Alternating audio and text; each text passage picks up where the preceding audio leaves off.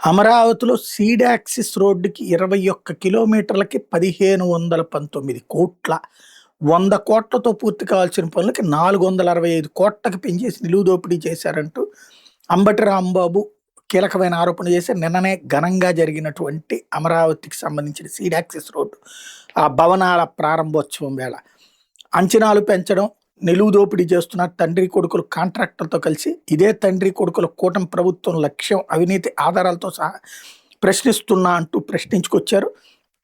రోడ్లకి బంగారం ధరలు ఎందుకు వచ్చినాయి, కిలోమీటర్ 180 కిలోమీటర్లు ఎందుకు, అమరావతి పేరుతో అప్పుల దోపిడీ జరిగిపోతుంది, రైతులకి ప్లాట్లు లేవు, కాంట్రాక్టర్లకు వేల కోట్లు, తాత్కాలిక భవనాలే తాత్కాలిక బ్రిడ్జీలే అంటూ ధ్వజమెత్తారు. అయితే ఇక్కడ పాయింట్ అలా ఏంటంటే అమరావతి విషయంలో వైఎస్ఆర్ కాంగ్రెస్ పార్టీ ఎంత సైలెంట్గా ఉంటే అంత బెటర్. దాంట్లో దోచుకున్నారా దాచుకున్నారా ఇవన్నీ జనానికి అనవసరం.